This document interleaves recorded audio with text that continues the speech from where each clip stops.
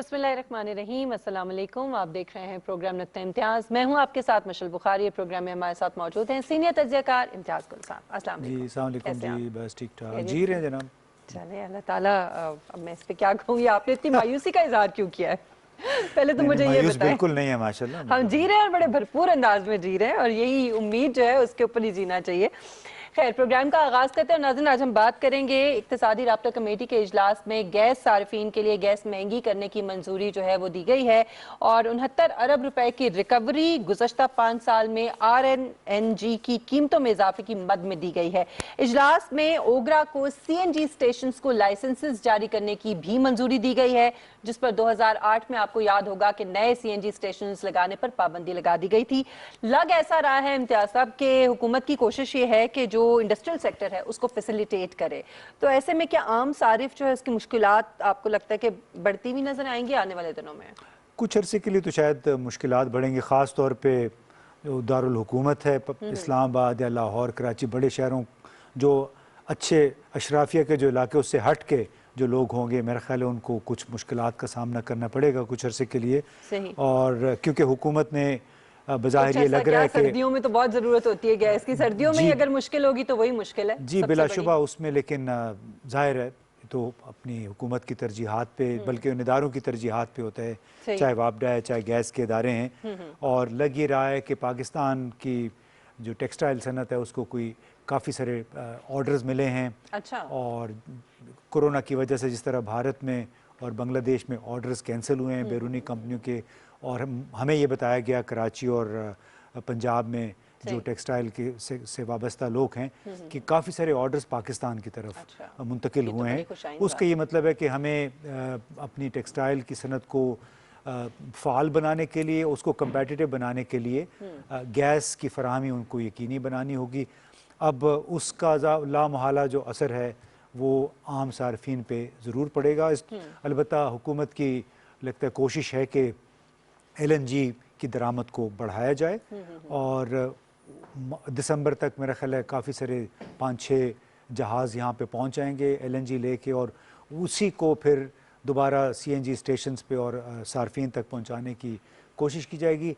अलबत्ता इसका नुकसान एक जो नज़र आ रहा है, जो ख़दशा है कि सार्फिन के लिए, आम सार्फिन के लिए गैस के नर्ख महंगी हो जाएगी काफ़ी गैस, बढ़ सकते कीमतें हैं। बढ़ जाएंगी। ये और कहीं वो हाल तो नहीं होगा जो 2018 के आगाज में हुआ था कि बहुत ज्यादा बिल्स आ गए थे गैस के घरों में, जी और बिल्कुल, हम उसमें सभी मुझे मुतासर हुए थे उससे। उस वक्त तो एक लिहाज ये लग रहा था कि चूंकि हुकूमत PTI की नई नई आई थी, तो ब्यूरोक्रेसी ने मिल के एक लिहाज से आवाम की जेबों पे एक शबखून मारा था।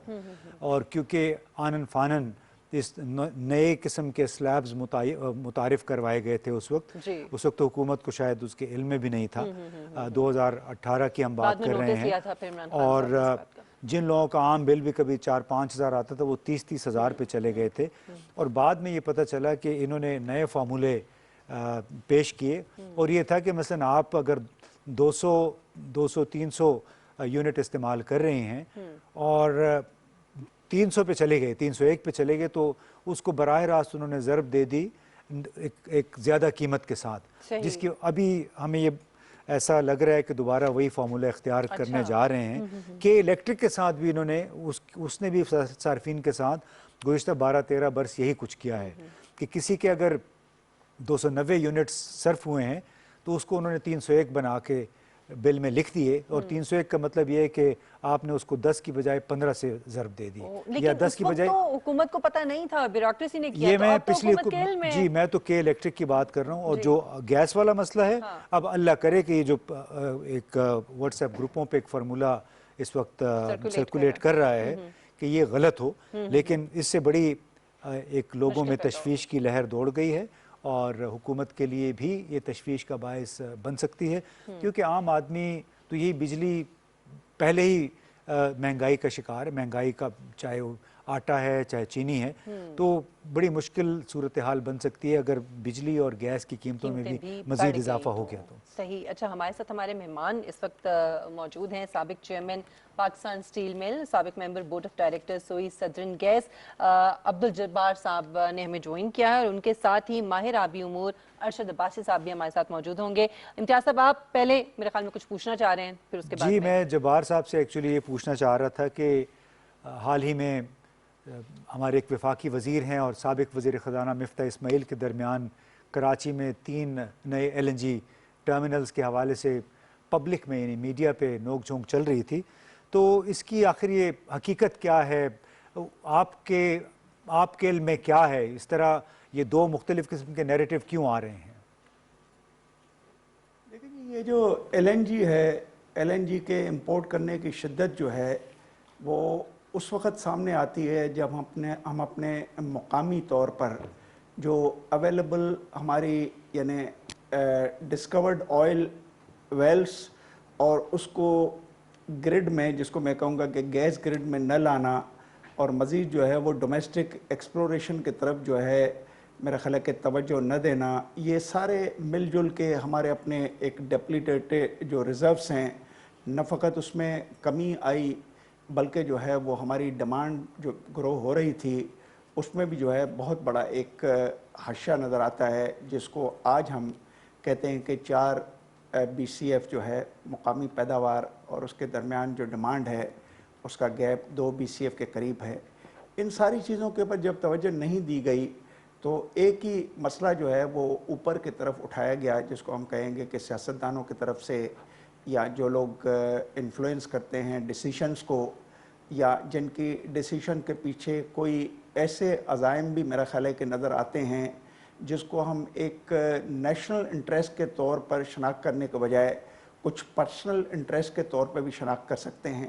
تو LNG جو ہے اس کے امپورٹ کے اوپر شدت اختیار کرتی گئی, اور پھر جو ہے یہ ہم نے پہلا جو ہے معاہدہ جو کیا وہ قطر گیس کے ساتھ ایک 15 سال کا کیا. جب ہم نے قطر کے ساتھ 15 سال کا معاہدہ کیا تو اس معاہدے کو کانفیڈینشیل بتایا گیا. اس کانٹریکٹ کی تلاش میں جو ہے میرے اپنے خیال میں کہ 2 سال لگے.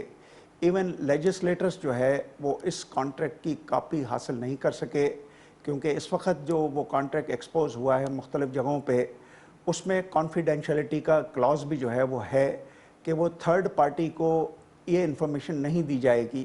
حالانکہ بڑی ایک عجیب بات ہے کہ کمرشل کانٹریکٹ اور ایک وہ کانٹریکٹ جو ہماری معیشت کے اوپر یا مثبت اثر انداز ہو یا منفی اثر انداز ہو, اس کے کانٹینٹس کو میرے سمجھ سے باہر ہے کہ کیوں نہ ڈسکلوز کیا جائے, کیوں نہ پبلک کیا جائے, کیوں نہ ایون لیجسلیٹرز کو اس وقت اعتماد میں لے کر اس کو کیا جائے. کیونکہ کوئی بھی کانٹریکٹ جو آپ کی اکانومی معیشت کے اوپر اگر برے اثرات لاتا ہے یا اچھے اثرات لاتا ہے تو وہ میرا خیال ہے کہ ایک ویل آرگنائزڈ ڈیبیٹ اور ویل آرگنائزڈ میرا خیال ہے کہ ایک وے میں اس کو ڈسکس کر کے اس کے مثبت پہلوؤں کو کانٹریکٹ کا حصہ بننا چاہیے.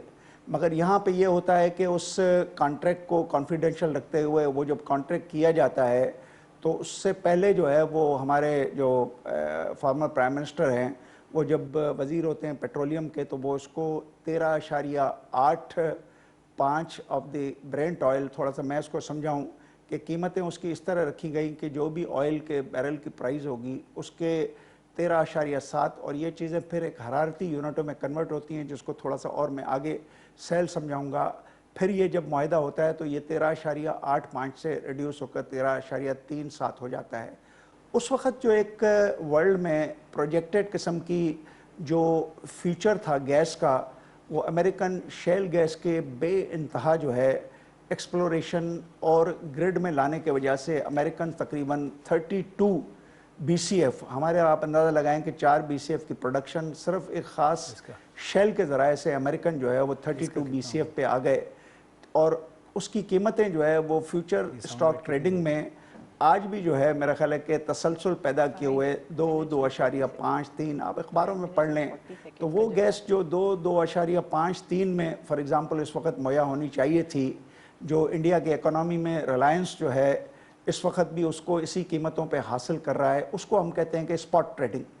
ہم نے اسپاٹ ٹریڈنگ کے بجائے ایک لانگ ٹرم کانٹریکٹ کیا, مگر اس لانگ ٹرم کانٹریکٹ میں ہمارا نقصان کیا ہوا کہ وہ گیس ہمیں 4 گنا زیادہ قیمتوں کے اسپاٹ سے ہمیں لینے کی ضرورت، اس کانٹریکٹ نے ہمارے پر اوبلیگیشن پیدا کی کہ ہم ان سے گیس خریدیں گے، اور گیس خریدنے کے حوالے سے کانٹریکٹ کا جو ایک خاص حصہ ہے وہ یہ ہے کہ ٹیک اینڈ پے، اگر آپ نہیں اٹھاتے ہیں تو بھی آپ نے پیسے دینے ہیں، اور اگر یہاں پہ جو ٹرمینل بنایا گیا تھا جس کے بارے میں میرا خیال ہے کہ آج کل 2 فارمر فائنانس منسٹر اور اس وقت میری ٹائم ان کے بیچ میں جو بات چیت ہو رہی ہے، تو اس زمانے میں جو ہے وہ جب یہ 13.37 اور یہ سب باتیں چل رہی تھیں تو اینگرو نے جو یہاں پہ ایک ٹرمینل لگایا، اس میں جو ہے وہ ٹرمینل، بلکہ پہلے میں کانٹریکٹ کی ویلیوز آپ کو بتا دوں کہ اس کانٹریکٹ میں جو ہے وہ 195 ملین MMBTU جو حرارت کا ایک جو ہے وہ اپنا پیمانہ ہے، یا 3.75 million matric tons of oil کے ایکویلنٹ جو ہے، یہ کانٹریکٹ میں پروویژن تھی سالانہ۔ اب اس پروویژن میں جو سب سے بڑا میں کہوں گا کہ خطرناک کلاس تھا وہ یہ تھا کہ اگر آپ نہیں اٹھائیں گے تب بھی آپ پیسے دیں گے۔ اس سے زیادہ جب یہاں پہ پہنچنے کے بعد جو اینگرو کے ساتھ معاہدات کیے گئے، اس میں $2,72,000 US، نو یوزیج چارجز، اور اس کی ٹولنگ چارجز جو ہے وہ $0.66 US پر MMBTU کے طرف آ گئی۔ ٹھیک، اچھا ہمیں چونکہ ہمارے ساتھ ارشد عباسی صاحب بھی موجود ہیں تو ان کو بھی گفتگو میں شامل کرتے ہیں۔ ارشد عباسی صاحب، جب گزشتہ حکومت LNG، مہنگی LNG درآمد کرنے کا ارینجمنٹ کر رہی تھی تو کیا اس وقت سسٹم کے اندر سے کسی قسم کی کوئی مزاحمت نہیں کی گئی؟ دوسرا یہ کہ جب فیول کا ایک مہنگا ذریعہ جو ہے اس کو اختیار کیا جائے گا تو عوام پر تو ظاہر ہے اس کا بہت اثرات جو ہے مرتب ہوں گے۔ پہلی بات یہ ہے کہ آپ نے کہا کہ ریزسٹنس نہیں کی گئی۔ جی، بات یہ ہے کہ ان دونوں نیا ایک شیل گیس کا ایک جسے کہتے ہیں ریولیوشن آیا تھا، اور لکلی مارشلی شیل گیس پینسلوینیا میں مجھے میں انوائٹ کیا گیا، اور میں نے کوئی 3-4 ماہ وہاں پہ کام کیا۔ واپس آ کے 2-3 لیٹر لکھے، پھر آپڈ لکھے پرائم منسٹر کو، کہ اس وقت نواز شریف کو، کہ دیکھیں یہ شیل گیس ریولیوشن آ رہا ہے اور یہ آئل کی پرائسز بہت گریں گی، وزبز آپ کی LNG کی پرائس، گیس کی پرائس بھی کریں گی۔ اور یہ میرا لیٹر آن ریکارڈ ہے کہ میرے جیسے کارڈنری بندہ کہہ رہا ہے کہ آپ نے لانگ ٹرم ایگریمنٹ نہیں کرنا اس پرائز پہ، کیونکہ دنیا میں اوور سپلائی ہو جائے گی۔ اور بالکل ویسے ہی ہوا کہ دنیا میں اوور سپلائی ہوئی، اور کہاں وہ $120 پر بیرل آئل اس سے کم ہو کے تقریباً $30 پر بیرل پہ آ گیا، اور ظاہر ہے دونوں پرائز انٹیگریٹ ہوتی ہیں، گیس کی پرائز بھی کم ہوئی۔ پاکستان میں آئل اور گیس کے اتنے ریزرو ہیں، ایسے اتنے ہیں کنونشنل کے، ہم 50 سال تک گزارا اس پہ کر سکتے ہیں۔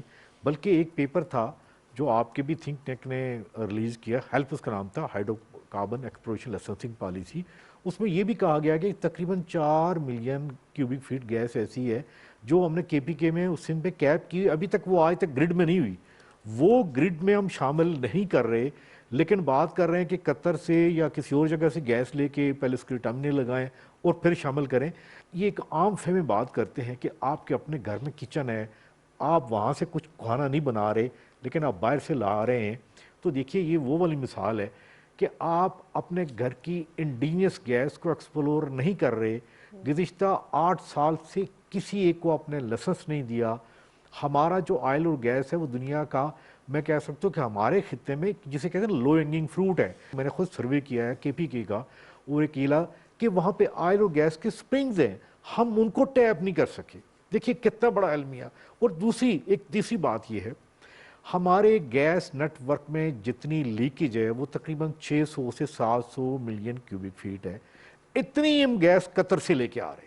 ایک عام ٹیکسی ڈرائیور سے پوچھ لے کہ پہلے وہ اپنی گاڑی کی ٹینکی جو لیکیج وہ ٹھیک کرے گا یا پیٹرول پمپ سے نیا پیٹرول ڈلوائے گا۔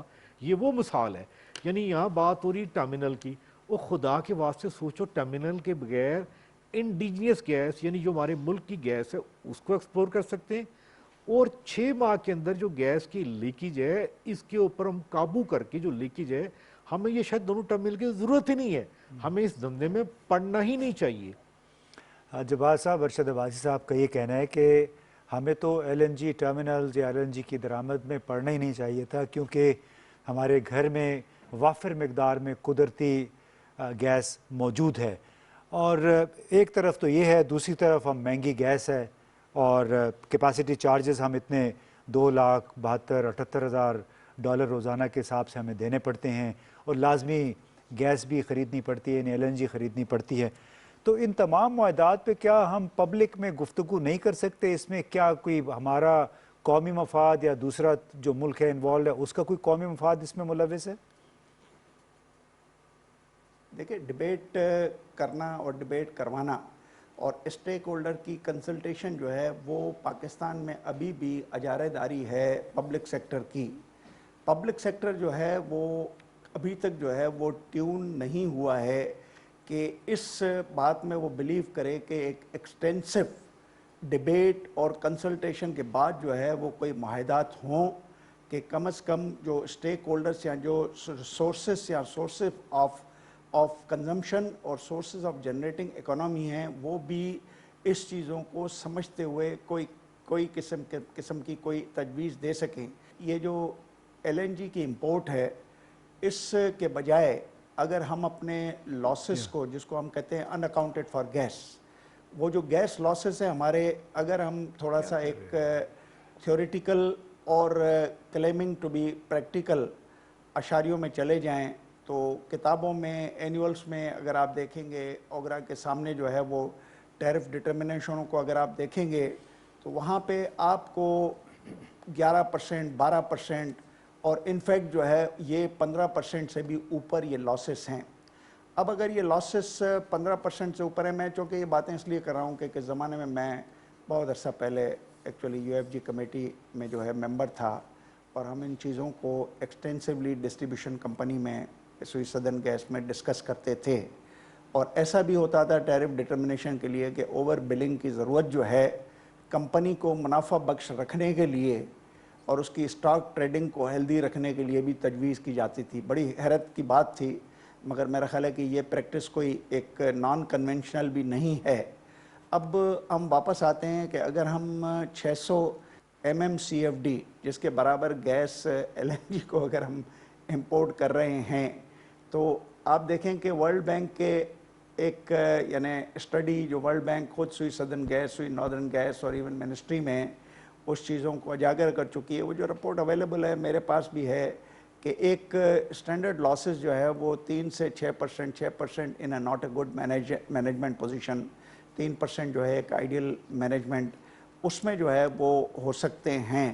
مگر یہاں پہ جو ہے وہ اس قسم کی ایک 15% کے UFG unaccounted for gas means losses, leakages, آپ دیکھیں کہ وہ خود یعنی اس کی اگر آپ کوانٹیفائڈ ویلیو کر لیں تو آپ دیکھیں کہ سیدھا 15% آف دا ریونیو لاس ہے by both the companies. You see, اب اس دونوں کمپنیوں کا جو ریونیو لاس ہے، اور اس ریونیو لاس کا سبسٹیوٹ کیا ہو رہا ہے کہ ہم LNG منگا رہے ہیں. اس کا مطلب ہے کہ ان ہاؤس ہم کریکشنز کرنے کے بجائے ہم جو ہے وہ ایک امپورٹ بیس کریکشن کر رہے ہیں. مگر اب امپورٹ بیس کریکشن بھی چلو ہم کریں، مگر ہم اپنے اگر اکانومی کے اوپر نظر دوڑائیں تو 1/3 آف our امپورٹس اور انرجی، آئل، اب تو گیس جو ہے وہ بھی ہم $2.5 بلین تک پہنچتے جا رہے ہیں، which is 1/5 of the total import of energy. اب آپ دیکھیں کہ یہ ہے آپ کی ایکسپورٹس کیا ہیں. بہت زیادہ اگر ہم 25 اور 23 کے درمیان سوئنگ کریں، ہم 23 کے اوپر اس کی اسٹیگننسی کریں، 24 کے اوپر اس کو چلو ہم ایوریجنگ کریں تو 50% آف دی ایکسپورٹ پروسیڈز کے ایکویلنٹ ہم امپورٹ کر رہے ہیں اپنی انرجی. اب اگر ان چیزوں کو، مجھے آج بھی یاد ہے اچھی طرح سے کہ ٹنڈو الیار، ساون، میانو، بہت جگہوں پہ 25، 30، 75، 80 ایک LPG کنڈنسیٹ مکس ٹنڈو الیار میں بڑی گیس اویلیبل تھی. اس زمانے میں بھی ہم یہ 10 سال پہلے یہ باتیں کرتے تھے کہ آخر آپ لوکل اس چیزوں کو گریڈ میں کیوں نہیں ملاتے ہیں. تو ہمیں یہ بتایا جاتا تھا کہ چونکہ یہ جو پرائزنگ ہے اس کا بیس ہے پرانی پالیسی. نئی پالیسی اور پرانی پالیسی کے بیچ میں کاسٹنگ کا فرق ہے، تو جو کمپنیز ہیں ایکسپلورر وہ تیار نہیں ہیں اس مزید گنجائش کو لے کر اس کو پیوریفائی کریں. تو ہمارا یہی اصرار ہوتا تھا اس زمانے میں، جو بھی ہم ڈیبیٹ جہاں جہاں کر سکتے تھے، کہ جناب اس کو جو ہے وہ آپ نئی پالیسی کے تحت دیں. آخر گورنمنٹ آف پاکستان ECC میں روزانہ بجٹ سازی ہو رہی ہے. कैबिनेट में हर दूसरे तीसरे दिन कोई ना कोई मॉनेटरी फिस्कल मेजर आ रहा है, जब एक continuous process of actions available, ratification available है गवर्नमेंट के मैकेनिज्म में, तो ये भी उस वक्त हर वक्त अवेलेबल था, आज भी अवेलेबल है कि किसी तरीके से अगर हम इन चीज़ों को सब्स्टिट्यूट करें एक अच्छी हाइड्रोकार्बन एक लाइसेंसिंग पॉलिसी के तहत। Thank you very much Abdul Jabbar साहब फॉर ज्वाइनिंग अस। बहुत हद तक अहाता करने की कोशिश की है उन्होंने, बड़ी तफसील से सूरत हाल का। अरशद अब्बासी साहब हमारे साथ अभी तक मौजूद हैं, और मैं चाहूँगी अरशद साहब कि जो आपने अभी अपने पिछले गुफ्तगू में कहा कि हमारे यहाँ गैस मौजूद है, मकामी गैस, लेकिन उसके बावजूद हम बाहर से दरामद करते हैं, तो एक तो मैं चाहूँगी कि इसकी वजह क्या है, और दूसरा ये कि साबिक वज़ीर आज़म उनकी जो टीम है वो ये कहती है कि हमने तो बड़ा ट्रांसपेरेंट मुआहिदा किया, और साथ में ये कि जो आपने भी लॉन्ग टर्म ये मुआहिदे हैं उनकी बात की कि ये नहीं होना चाहिए था, लेकिन वो इसके लिए ये कहते हैं कि ये हमने इस वजह से किए कि अगर कीमतें बढ़ेंगी तो इसका नुकसान नहीं होगा। तो इस पर आप क्या कहेंगे? मैं डिटेल में बात नहीं करूंगा, मैं ये भी कहूंगा कि इवन KPK में 4 जगहों ऐसी थी जहाँ पे SNGPL को कहा गया कि गैस अवेलेबल है, अब आपने गैस नेटवर्क में शामिल करनी है। 4 साल तो वो गैस अभी तक शामिल नहीं हुई, जो कि $3 की थी। $3 की आप गैस नहीं ले रहे, $12 की ला रहे हैं। असल इशू हमारी इस गवर्नमेंट का भी और पिछले का तो है ही है। हम एक क्वान्टिफाई करके एक 4 शीट ब्रैकेट नहीं कर सके कि देखो आपने इस मुल्क पे ये जुल्म किया है। आपने जो गैस ओज आउट होती है KPK में, जहाँ पे आपने देखा कि कई लोग उसको कोई इस्तेमाल कर रहे हैं, ऑयल और गैस वो ग्रिड में शामिल नहीं किया। जिस प्राइस पे हमने इस महीने अक्टूबर में हम प्राइस कतर से ले रहे हैं, वो प्राइस देखा कितनी, वो $5 या $6 है। ओपन मार्केट में $2.5 की आप मोबाइल पे ले लें, यानी इनके वो कार्गो खड़े को लेने को तैयार नहीं है। अब आप उस वक्त कहा था ये ओवर सप्लाई होगी, आपको पता नहीं किसने कहा है कि आप ये 15 साल का लंबा मायदा कर लें, ये बातियान रिकॉर्ड हैं। तो देखिए अगर आप महंगा दाम ले रहे हैं और फिर कहते हैं कि जी हमने ट्रांसपेरेंट की, कौन सी ट्रांसपेरेंसी जी? क्या इसमें कोई कंसेंसस लिया था? क्या इसके डेलीगेशन में मुख्तलिफ सेक्टर्स के लोग ये थे? आपके साथ बांग्लादेश ने कितने का एग्रीमेंट किया है, वो उस मुल्क की इकानमी देख लें, वो आपसे कितना गुना कम है।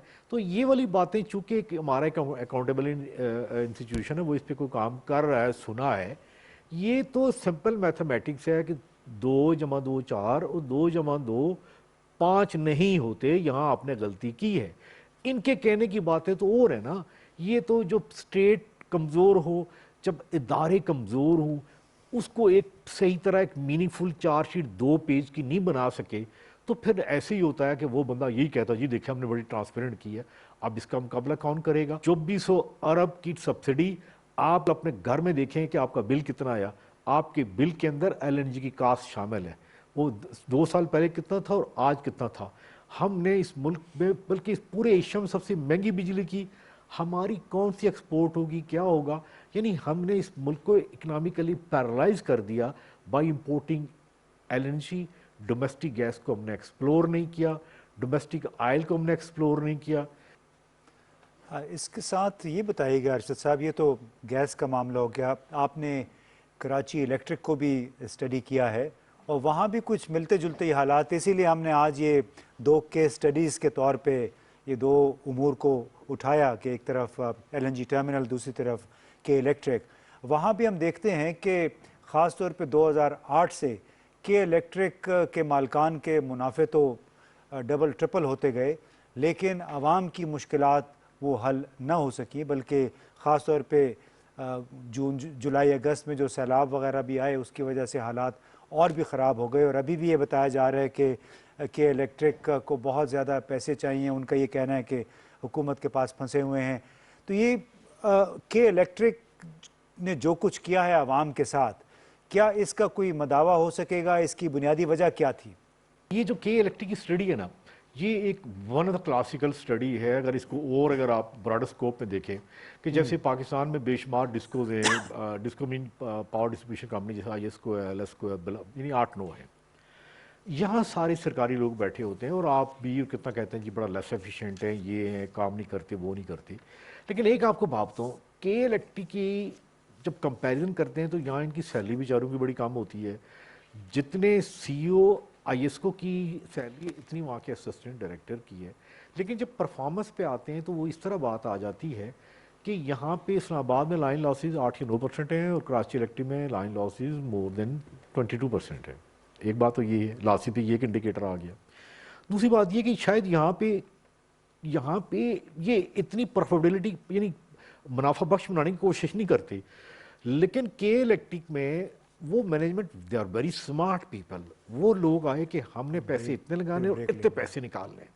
अब आप देखिए कि सिर्फ 2018 और 2019 में 60 बिलियन की उन्होंने सब्सिडी एक ली, 25 बिलियन की सब्सिडी फेडरल गवर्नमेंट से एक ली कि हम बिजली सस्ती देंगे इंडस्ट्रियल जोन को और वो देंगे।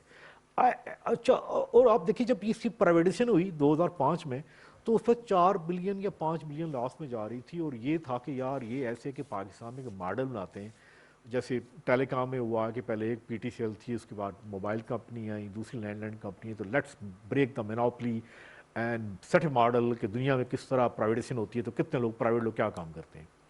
बात ये है कि इसमें अनफॉर्चुनेटली जो हुआ है कि जितना मुनाफा इन्होंने कमाया लोगों को कुछ नहीं दिया। लोगों मतलब ये कि इंडस्ट्रियल कंज्यूमर्स को, डोमेस्टिक कंज्यूमर्स को, इनको कुछ रिलीफ नहीं मिला। बिजली महंगी की महंगी, लोड शेडिंग उसी जगह, यानी देखिए जो इतना शोर हो रहा है उसको मैं क्या बयान करूं, आपके सामने ही है।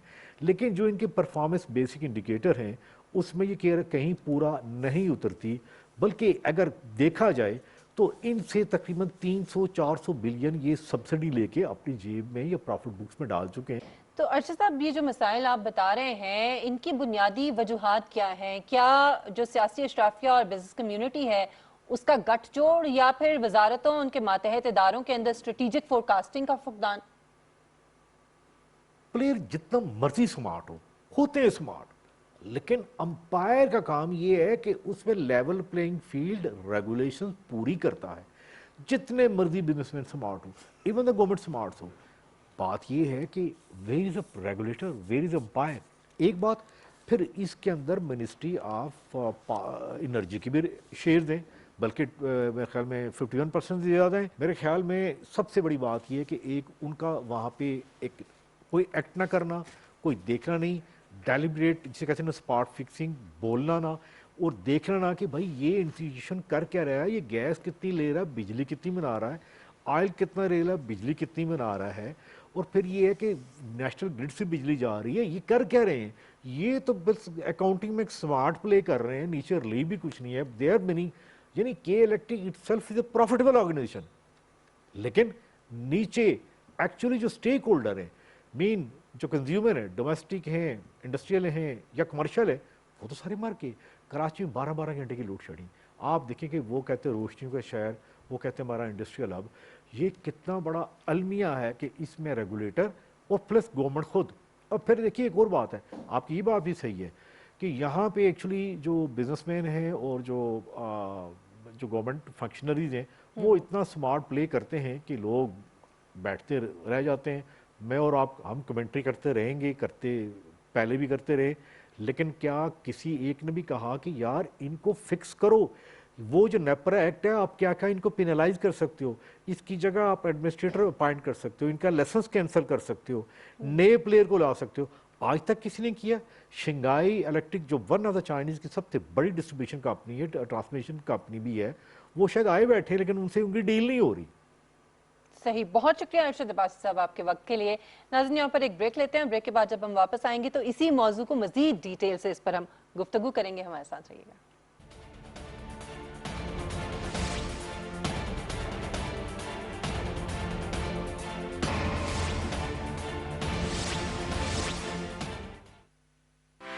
फौरी खबर हो, राय या तज्जिए, डिजिटल दुनिया में आपके साथ साथ PTV न्यूज की सोशल मीडिया प्लेटफॉर्म्स पर बढ़ती मकबूलियत, टॉक शोज, खसूसी रिपोर्ट्स और आगाही के पैगामात की फौरी रसानी के लिए पेश PTV न्यूज फेसबुक अकाउंट पर 30 लाख फॉलोअर्स मुकम्मल। हम पर एतमाद करने और जुड़े रहने पर आपका शुक्रिया। PTV न्यूज, दुरुस्त हर वक्त बर वक्त।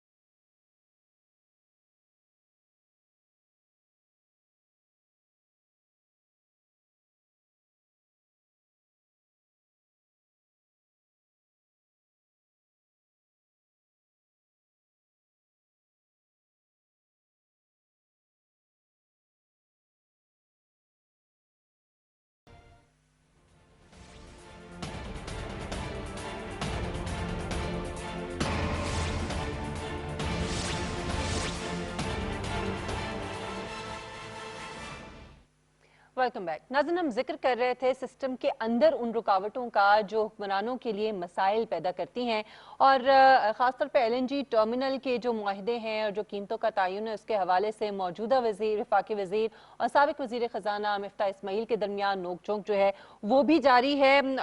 और जो दूसरी तरफ के इलेक्ट्रिक के मसाइल हैं वो भी आए दिन खबरों की जीनत बने रहते हैं। सो इन दोनों को, यानी के इलेक्ट्रिक और जो LNG की टर्मिनल्स हैं, इनको हम केस स्टडी के तौर पर हम इसके हवाले से बात कर रहे थे। और इसी के सिलसिले में मजीद गुफ्तगू को आगे बढ़ाने के लिए हमें ज्वाइन किया है हारून शरीफ साहब ने। माहिर इक्तिसादियात हैं, x chairman board of investment हैं। बहुत शुक्रिया हारून शरीफ साहब आपके वक्त के लिए। हारून साहब, जो सिस्टम में जो रुकावटें हैं उसके हवाले से, क्योंकि आप ज़ाहिर चेयरमैन रहे हैं बोर्ड ऑफ इन्वेस्टमेंट के, तो आपका तजुर्बा कैसा रहा? जी, बहुत शुक्रिया मुझे बुलाने के लिए। देखिए, ये एक बहुत अहम मौजू है। पहले तो मैं ये अपफ्रंट ये कहना चाहूँगा कि जो हमारी एनर्जी की कॉस्ट है वो बाकी ममालिक से इतनी बढ़ चुकी है कि हमारा जो इन्वेस्टमेंट क्लाइमेट है उसमें कंपेटिटिवनेस के ऊपर बहुत सीवियरली डैमेज कर रही है। जो आपके दोनों मौजू हैं वो कॉस्ट ऑफ डूइंग बिजनेस से बड़ा क्लियरली लिंक अप करते हैं।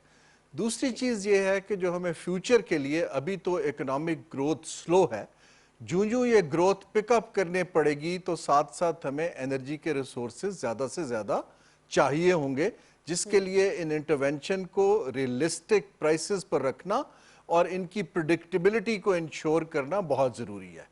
अब आइए, आपका जो सवाल है कि हमारा तजुर्बा सिस्टम के मुतल्लिक कैसा है, उसमें मेरी 3-4 ऑब्जर्वेशंस हैं। एक तो सबसे पहले ये है कि सियासी तौर पे जिन ममालिक ने ये फैसला कर लिया है कि जो हमारी बड़ी इकोनॉमिक डील्स होती हैं उनको हमने बिल्कुल इसी तरह ट्रीट करना है जैसे हमारी सिक्योरिटी की कॉन्फिडेंशियलिटी होती है, और उसको प्रोटेक्ट करना है। अब जहाँ तक उन डील्स के अंदर अगर कोई इरेगुलरिटी आती है तो उसको प्रोफेशनली हैंडल किया जाता है। मेरा तजुर्बा 3 चीज़ों पे रहा है। नंबर 1 कि हुकूमत के अंदर इनको समझने के लिए रिसर्च की कैपेसिटी बहुत कम है, बल्कि ना होने के बराबर है। जब ये बड़े बड़े फैसले किए जाते हैं, जैसे कीमतों का तयन किया जाता है, उनको रिसर्च से बैक नहीं किया जाता। दूसरी चीज़ ये है कि जब आप बैक नहीं करते हैं तो फिर आप इंटरनेट से देख रहे होते हैं, आप अपने कलीग से बात कर रहे होते हैं, तो वहाँ पर पहला फ्लॉ मैंने नोटिस किया जी। जो दूसरा फ्लॉ है कि जो हमारी ब्यूरोक्रेसी जो फैसले करती है, मिनिस्ट्री ऑफ पेट्रोलियम है, एनर्जी है, एक तो वहाँ पर सेक्रेटरीज बहुत जल्दी तब्दील हो जाते हैं। दूसरा ये है कि उसके अंदर भी दुनिया की स्पीड से जिस तरह ये लोगों ने चेंज किए हैं इंटरनेशनल कॉन्ट्रैक्टिंग को, हमने अपने लोगों को ट्रेन नहीं किया, तो उनकी कैपेबिलिटी बहुत कम है। तो एविडेंस भी नहीं होता और ब्यूरोक्रेसी की कैपेबिलिटी भी कम रह जाती है। तीसरा एक बहुत अहम नुक्ता है जो आप लोगों को ज़्यादातर आता नहीं, कि हमारे जो सियासतदान हैं उनके ऊपर जल्दी पॉपुलिस्ट फैसले करने का प्रेशर बहुत ज़्यादा है। इसलिए वो कहते हैं कि आप हमें कल तक बताइए क्या करना है। तो जब ऐसे जल्दी में फैसले किए जाते हैं तो ऐसे कैपिटलिस्ट जिन्होंने पैसा बनाना होता है, या जिनको हम क्रोनी कैपिटलिज्म कहते हैं, उन लोगों के लिए स्पेस खुल जाती है। वो जल्दी सॉल्यूशंस देते हैं और जल्दबाजी में ऐसे फैसले किए जाते हैं जिसके दूररस्त नतायज मुल्क के लिए अच्छे नहीं रहते। अच्छा हारून, आपसे 2 पॉइंटेड सवाल हैं। एक तो ये, आपने अभी गुफ्तगू में मसला उठाया कि यहाँ पे सेक्रेटरी जल्द बदल जाते हैं तो उसमें फ़ैसला साजी जो है वो डिसकंटिन्यू होती है, उसमें एक रखना आ जाता है। आप सेक्रेटरी जल्द तब्दील क्यों होते हैं और फैसले देर से फिर क्यों होते हैं? आप इसकी ज़रा वजूहात बताइएगा। जी देखें, जो हमारी, जैसे मैंने पहले अर्ज़ किया, जो हमारी ब्यूरोक्रेसी का स्ट्रक्चर है उसने ज़माने की पेस से अपने आप को एडजस्ट नहीं किया। एक तो हमारे ज़्यादातर अफसरान जो हैं वो जनरल पर्पस सर्व करते हैं। एक दिन वो रेलवे में होते हैं, अगले दिन प्राइवेटाइजेशन में होते हैं, फिर वो पेट्रोलियम में चले जाते हैं। ये बड़े स्पेशलाइज्ड फील्ड हैं और आई होप कि जो डॉक्टर इशरत अपनी रिपोर्ट कर रहे हैं उसके अंदर इस चीज़ का ख्याल रखा गया हो कि किस तरह की सलाहियत चाहिए इसको लीड करने के लिए। दूसरी बात यह है कि जो अपॉइंटमेंट है, अगर आप देखें जैसे यूके में जो सेक्रेटरी होता है उसको परमानेंट सेक्रेटरी कहा जाता है, कि उसके टेनर को सिक्योर किया जाता है ताकि बाहर के लोगों को सिग्नल जाए कि कंटिन्यूटी ऑफ पॉलिसी रहेगी, जिससे हम डील कर रहे हैं उसके पास मेमोरी भी है, तल्लुकात भी बनाएगा। हमारे यहाँ सिक्योरिटी ऑफ टेन्योर का कोई ऐसा तसव्वुर नहीं है। फैसला साजी 3-4 वजूहात से नहीं होती। एक तो कॉन्फिडेंस नहीं है क्योंकि नॉलेज नहीं है, दूसरा आपके पास रिसर्च भी बिल्कुल सपोर्ट अवेलेबल नहीं है, तीसरा जिसको पता है कि अगर मेरा टेनोर वैसे ही 7-8 माह का है तो मैं क्यों फैसला करूंगा, चौथा प्रेशर पॉलिटिकल आता है कि जी आप जल्दी कीजिए जैसा भी है। तो उस सारे के अंदर या तो फैसला हो नहीं पाता या होता है तो उसके नतायज जो हैं वो फिर बहुत दूर तक हमें भुगतने पड़ते हैं। तो एक तो ये पहलू बहुत ज़रूरी है। लेकिन अगर आप देखिए हमारे जो खित्ते में बाकी ममालिक जो हमसे बहुत पीछे थे, जो हमसे सीखते थे, ख़ास तौर पे अरब ममालिक, उन्होंने ये किया है कि क्योंकि उनकी इंटरनेशनल डीलिंग बहुत ज़्यादा है, ये एक बहुत अहम समझने की बात है। पाकिस्तान की इंटरनेशनल डीलिंग खित्ते में तकरीबन सबसे कम है। जब हमें पता ही नहीं कि इंटरनेशनल लोगों से हमने कैसे डील करना है, तो फिर हमने अपने सिस्टम्स भी नहीं बनाए, हमने टेक्नोलॉजी भी नहीं इंट्रोड्यूस की। अरबों ने ये किया क्योंकि वो सब तेल की एक्सपोर्ट करते थे और उनकी डिपेंडेंस बहुत ज़्यादा थी। उन्होंने एक तो वर्ल्ड क्लास एक्सपर्ट्स को, लॉयर्स को, PhD इकोनॉमिस्ट को रखा निगोशिएशंस के लिए। दूसरा, टेक्नोलॉजी के अंदर इतनी महारत ले आए हैं कि ट्रांसपेरेंसी और एफिशिएंसी ऑफ कॉन्ट्रैक्ट्स बहुत बढ़ गई है। ये दो फंडामेंटल पॉइंट हैं, एक तो एक्सपर्ट्स का ग्रुप होना चाहिए, दूसरा टेक्नोलॉजी के थ्रू लोगों को नजर आए कि मेरा कॉन्ट्रैक्ट किस स्टेज पर है, अब उसको रिव्यू कितने दिन में किया जाएगा, अगर नहीं किया जाएगा तो उसके लिए क्या कॉन्सिक्वेंसेस है। आप बुनियादी तौर पे कह रहे हैं स्मार्ट प्लानिंग और तेज़ रफ्तार एग्जीक्यूशन, लेकिन ये बताइए कि क्या यही फार्मूला चीन जैसे मुल्क में जहाँ पे यकजमाती निज़ाम है, जमहूरियत नहीं है, और जो दूसरे मशरिक़ वस्ता के ममालिक हैं बहुत सारे जिनका आपने जिक्र भी किया, तो वहाँ पे बस सिंगुलर फोकस इसी पे था कि आप अपना जो nation building, state institution building और जो कॉन्ट्रैक्टिंग का काम है उसको आप तमाम तर ऑनलाइन ले आएँ, और उसके लिए जो आपको सेक्रेटरीज़ की जो लंबी एक लाइन है हमारे जैसे मुल्क में, उसकी ज़रूरत नहीं रहेगी? जी, इसके अंदर पहला तो जैसे मैंने अर्ज़ किया एक सियासी फैसला है कि इकोनॉमिक डिप्लोमेसी हमारी तरजीह नंबर 1 है। चीन ने फैसला किया कि मैं इकोनॉमिक बुनियादों पर बाकी ममालिक से एंगेज करना चाहूँगा।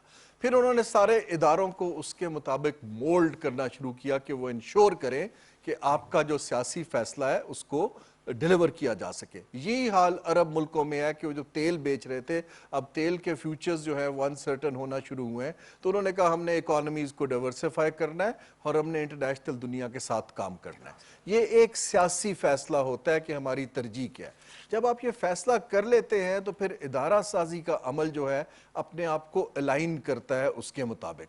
तो हमने अभी तक वो फैसला भी नहीं किया और हमने अलाइन करने की कोई कोशिश नहीं की। इसीलिए मैं उम्मीद कर रहा हूँ कि जो करंट एफर्ट की जा रही है उसमें ये इशू एड्रेस किया जाएगा कि हमने अगर कारोबार करना है तो उसको कैसे करना है, उसके लिए क्या सलाहियतें चाहिए और वो कहाँ से आएंगी। दो मॉडल्स दुनिया इस्तेमाल करती है, एक पार्टनरशिप का मॉडल है क्योंकि हुकूमत के अंदर कभी भी 100% सलाहियत नहीं आ सकती, तो वो प्रोफेशनल्स के साथ, इदारों के साथ पार्टनरशिप्स का मॉडल करते हैं।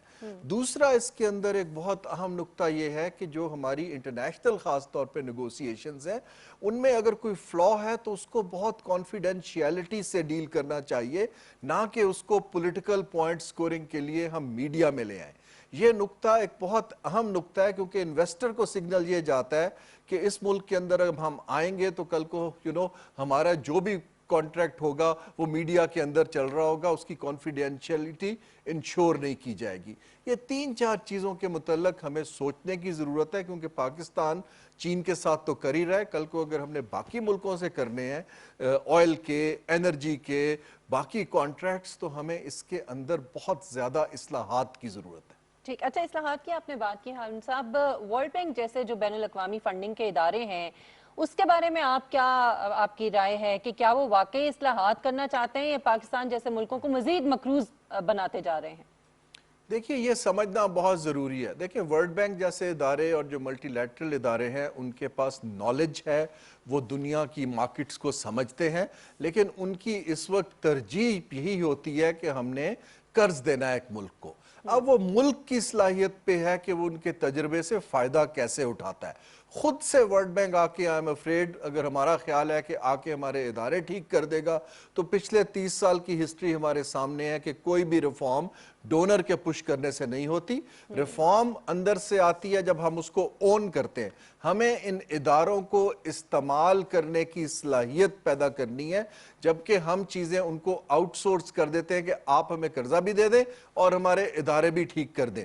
یہ ایک فلاڈ ماڈل ہے جس سے پاکستان کو بے انتہا نقصان پہنچا ہے اور پہنچتا جا رہا ہے. جیسے ورلڈ بینک نے اسٹڈی کیا کہ ہماری گیس کی کھپت جو ہے فیوچر میں وہ بڑھتی جائے گی. اب اس کا کیا مطلب ہے؟ اگر بڑھتی جائے گی آپ نے انفارم تو کر دیا لیکن ان کا کوئی بھی ایسا لون نہیں ہوگا کہ جو کہے کہ اس کو ڈیل کرنے کے لیے کیا اصلاحات کرنی پڑیں گی. وہ ہمیں خود ڈیزائن کرنی پڑتی ہیں. تو ہمیں اپنی صلاحیت بڑھانی ہے کہ ہم انٹرنیشنل نالج کو یوز کیسے کریں نہ کہ ہم ان پہ ڈیپینڈ کرنا شروع کر دیں. ہارون اس سوال کا ایک مقصد یہ بھی تھا کہ آپ چونکہ عالمی بینک کے ساتھ بھی وابستہ رہے, دوسرے بین الاقوامی اداروں میں بھی آپ نے کام کیا, لیکن آپ نے یہ بھی دیکھا کہ Asian development bank, world bank, I M F کا مجھے پتہ نہیں ہے, انہوں نے پاکستان میں انسٹیٹیوشنل اصلاحات کے لیے, گڈ گورننس کے لیے, رول آف لاء کے لیے بہت سارے پروجیکٹس کیے, اربوں روپے انہوں نے دیے. لیکن پاکستان کا نظام جو گورننس کا نظام ہے, جو پلاننگ کمیشن رجیم ہے, وہ وہیں کھڑی ہے بنیادی طور پہ جہاں پہ آج سے 20-25 سال پہلے تھی. تو اس تمام عرصے میں جتنے بھی ہم کو نئے قرضے ملے, نئی گرانٹس ملیں ان بڑے اداروں کی طرف سے, اس امر کے باوجود کہ ہمارا نظام وہیں پہ کھڑا ہے, تو کیا ان کو علم نہیں تھا کہ کیوں یہ گرانٹ پہ گرانٹ دیے چلے جا رہے ہیں؟ جی پہلے تو میں امتیاز آپ کو کریکٹ کرتا جاؤں کہ یہ ادارے گرانٹ نہیں ہمیں قرضہ دیتے ہیں تو جو سستی شرائط پہ دیا جاتا ہے. تو یہ جب ہم قرض لیتے گئے, میں بالکل کلیئر ہوں کہ جہاں تک اکاؤنٹیبلٹی کا تعلق ہے, Pakistan being a member on the board of multilaterals, ہمیں ان اداروں سے یہ سوال پوچھنا چاہیے کہ آپ کے سارے پروگرام یا فیل ہوئے ہیں تو یا تو آپ کو کام نہیں آتا یا آپ کا موٹیو صرف قرضہ دینا تھا. اس کے لیے پاکستان کو اپنی صلاحیت, جیسے میں بار بار کہہ رہا ہوں, پیدا کرنی ہوگی کیونکہ ہمارا ابھی بہت کمزور سسٹم ہے. جیسے ہمارا ایگزیکٹو ڈائریکٹر جو ورلڈ بینک میں لگایا جاتا ہے وہ عام طور پہ ایک ریٹائرڈ سول سرونٹ ہوتا ہے. ہمیں اگر ٹاپ جو ہماری وائس ہے وہاں پہ, ہمیں اس کو اپنی وائس کو انٹرنیشنل اداروں میں بڑھا کے ان سے کویسچن کرنا چاہیے کہ آپ نے ٹیکس ریفارم کے 5 پروگرام کیے جبکہ کوئی تبدیلی نہیں آئی, تو آپ کو اکاؤنٹیبل کیوں نہ کیا جائے ہمارے ساتھ کہ آپ ہمیں جو بتاتے رہے وہ غالباً صحیح ریمیڈی نہیں تھی. سو یہ آپ کا سوال کے اندر بہت ڈیپتھ ہے. میں یہ کہنا چاہ رہا ہوں کہ ہم وہ جو ادارے قرضہ دینے آتے ہیں ہم ان سے سیاسی سولوشنز مانگتے ہیں جو کہ ہمارا اپنا فیصلہ ہونا چاہیے اور ہمیں اس کو اون کرنا چاہیے. اس کا مطلب ہے کہ یہ بڑے ادارے بھی جو متعلقہ ملک ہوتا ہے اس کی سیاست کا ایک حصہ بن جاتے ہیں اگر وہ اس بات پہ راضی ہوتے ہیں کہ جانتے بوجھتے ہوئے بھی وہ ایسے پروجیکٹس کے لیے پیسے دیتے ہیں یا قرضے دیتے ہیں جس کے دور رس نتائج برآمد نہیں ہوتے بلکہ جن کا بنیادی مقصد عوام کو اور موجودہ حکومت جو ہے اس کے لیے ایک بیل آؤٹ ہوتا ہے. جی بیل آؤٹ بھی ہوتا ہے اور آپ کو مزید قرض کو ڈسبرس کرنا ہوتا ہے. اور میں اس پہ اس وقت بلکہ یہاں تک کہوں گا, میں نے 6 سال سینئر پوزیشن میں جیسے آپ نے عرض کیا ورلڈ بینک میں بھی کام کیا ہے.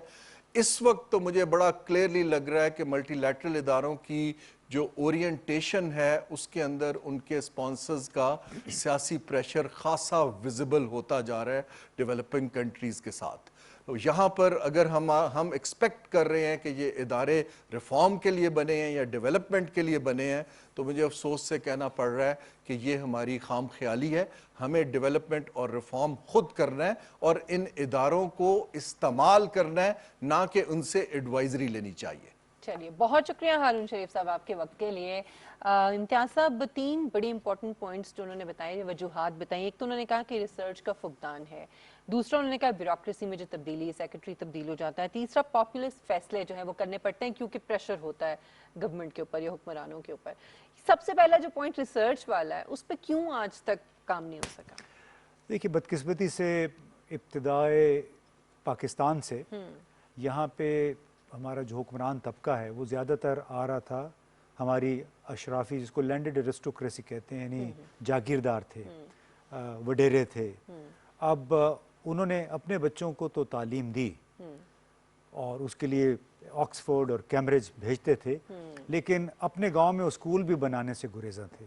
ابھی تک بہت جگہوں پہ ایسا ہی ہے، بہت سارے جگہ چودھری جو ہیں، بہت ساری جگہوں پہ وڈیرے، کیونکہ ان کا یہ خیال ہے کہ یہ بچے ہمارے کسانوں کے ہاریوں کے بچے پڑھ جائیں گے، کل کوئی ہمارے مقابلے میں آ جائیں گے، وہی بچہ ہو سکتا ہے اسسٹنٹ کمشنر بن کے آ جائے، ڈی ایس پی بن کے، اے ایس پی بن کے آ جائے، تو ہمارے ساتھ سلوک کیا کرے گا۔ تو بہت عرصے تک ان سیاسی اشرافیہ نے، ان کے ساتھ دوسرے لوگ بھی، ہمارے ادارے بھی شامل ہو جاتے ہیں، جو بیوروکریسی ہے، تعلیم کو انہوں نے ترجیح نہیں دی ہے، کیونکہ وہ خود کو انسیکیور، غیر محفوظ سمجھتے ہیں تعلیم یافتہ لوگوں کے خلاف۔ اسی وجہ سے یہ وہ ایسا معاشرہ ہے جہاں پہ علم کی قدر نہیں ہے۔ آپ بہت سارے وزراء اعظم کو دیکھ لیں، بہت سارے وزیروں کو دیکھ لیں، کیسے کیسے لوگ جو ہیں پاکستان پہ حکمرانی کر کے گئے ہیں، اور اس میں کوئی ڈھکی چھپی بات نہیں ہے، سب کو پتہ ہے کس کا پروفائل یا تعلیمی پروفائل کیا تھا۔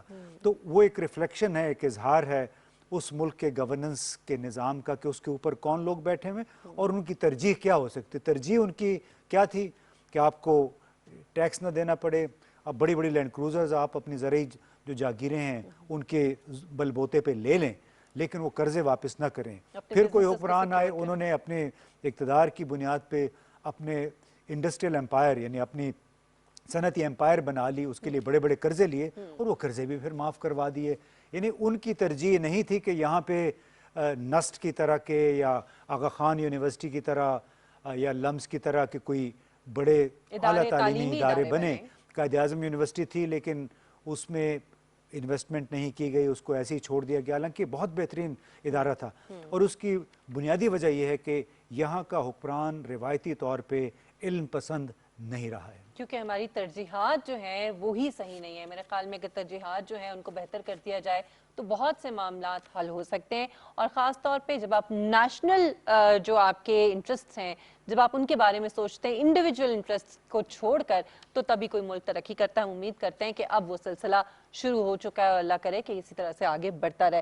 ناظرین، پروگرام کا وقت یہاں پہ ختم ہوتا ہے۔ مشل بخاری، امتیاز گل صاحب کو اجازت دیجیے، انشاءاللہ آپ سے ملاقات ہوگی اگلے پروگرام میں۔ اپنا بہت خیال رکھیے گا، اللہ حافظ۔